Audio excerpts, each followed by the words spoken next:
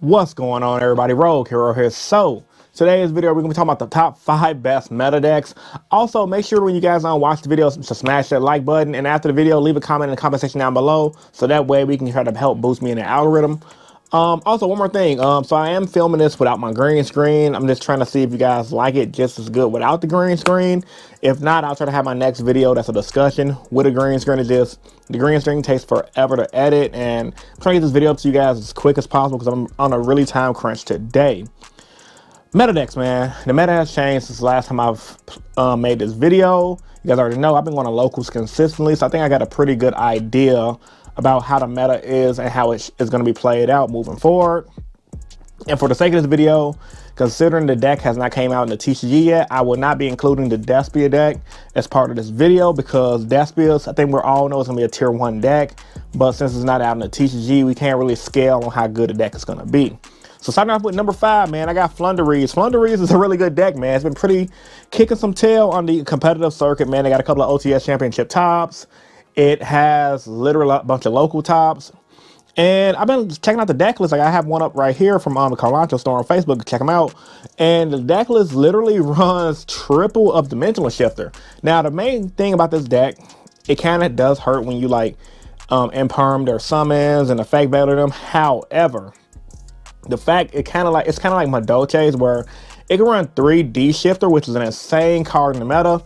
Craps on Source Souls, it craps on PK, craps on pretty much everything.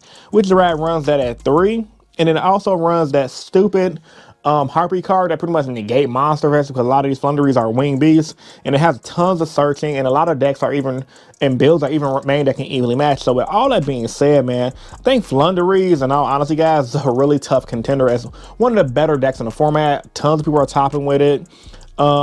And yeah, man, it's just really good. Don't sleep on it. It's a good pick, and it's kind of pricey.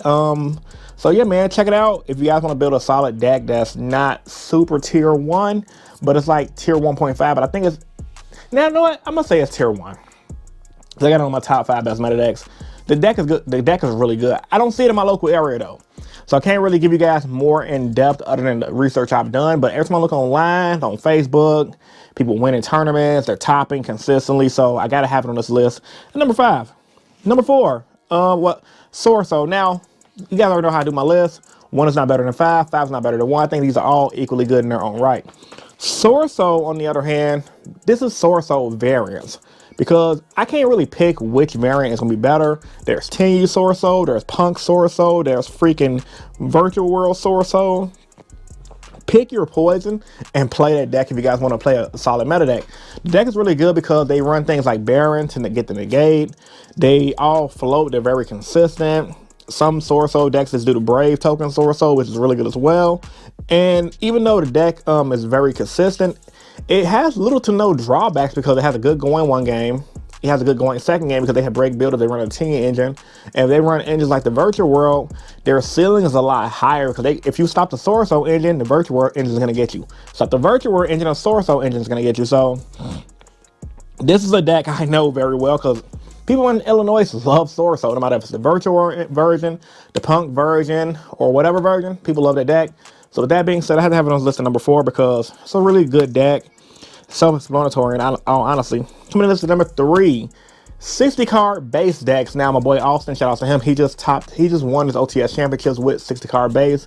Check the profile out if you guys haven't seen it already. Kind of got crapped on in the views. But yeah, man, the deck is pretty solid, bro. Like, I ain't gonna lie. When I first started seeing these 60 card decks pop up on the remote duel circuit, I'm like, man, these dudes gotta be stacking. Ain't no way. But playing against that locals and having some more experience against the matchup, it's a pretty freaking annoying deck because it runs literally all these good engines, from the Brave engine to the Tenyu engine. There's really a bunch of different versions of this deck, which is why I got 60 card deck variants on this list. But however, with that being said, man, I think these are the most creative decks I've seen in Yu-Gi-Oh! In a long time, because they're not that threatening, because they do have the issue of potentially bricking. However, since all these engines that are into these 60 card decks run multiple cards to get to it, like the Brave token engine, for example, it makes it kind of consistent. And the fact that a lot of these 60 card decks run like 20 hand traps, it's a force to be reckoned with. Like last time I played against, I got double hand trapped, and that was nothing I can do because I'm playing hero. So with that being said, man, 60 card decks are a real thing, and if you guys are sleeping on them, man, you guys are crazy.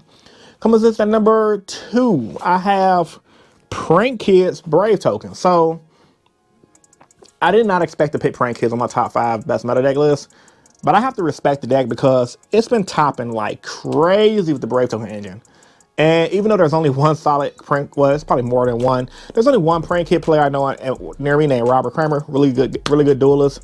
He was telling me way before the Brave Token engine come out. He's like, when the Brave Token engine come out, prank kids is gonna be really insane. And I haven't played against him yet because of C19, and we go to different locals, and one shop didn't allow me to go there for a while because of the C19 policy.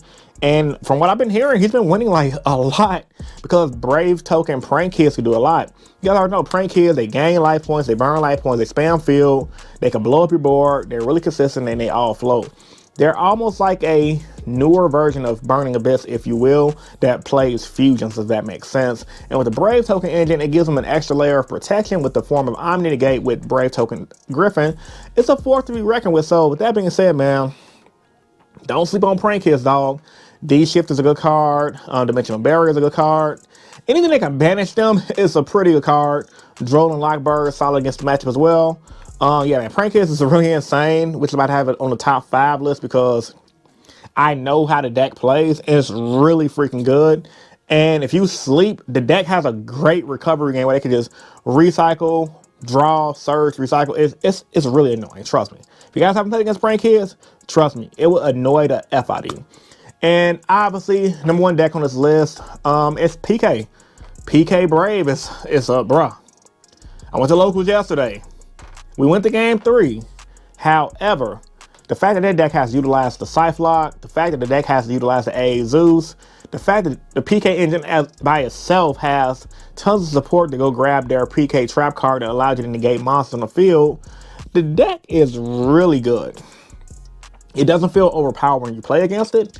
However, it's so simplified with what it can do that it could just win out of nowhere because it makes simple plays like it can make the freaking PK Knight pop a card on your board, attack monster directly. If you still got cards on the field, make AA Zeus during main phase 2, send 2 materials, clear the board, and then set up for next turn. And then they all have their trap. The traps have graveyard effects, the monsters have graveyard effects, that everything floats. So it's literally like you open up a hand of 5 cards. It's really like having a hand of 10 cards because everything flows. So you're not really losing on card advantage. You guys already know card advantage wins games in any card game. And with that being said, the reason why PK is good, and I think it's the best deck of the format, I think this is something that everyone agrees with, it floats. It floats. Like literally it floats. I think the theme of today is it floats, with the exception of Flunderies. I don't have that much experience against the matchup because last time I played it, I destroyed it. However, PK floats. It runs BA. And yeah, man, I think it definitely deserves title as one of the best decks on this list. Now, with that being said, guys, if you guys feel like my list is inaccurate, like I always tell you guys, post your thoughts and opinions about that in the comment section down below. Also, let me know what I should be including in my rogue deck list. I'm kind of on the fence about including heroes, not gonna lie. I love my hero deck, but at the same time, my results in a highly competitive meta game ain't been doing so hot. So I don't know if I can really say heroes is a top 5 rogue contender. However, top 10 for sure. But I don't know, man. We'll see. Like I said, man, let me know how I did in this video. Let me know if you guys like it without the green screen or not, or if it matter. It's your boy Rogue Hero, and I'm signing out. Peace and stay innovative. Deuces. You guys have a great rest of your day.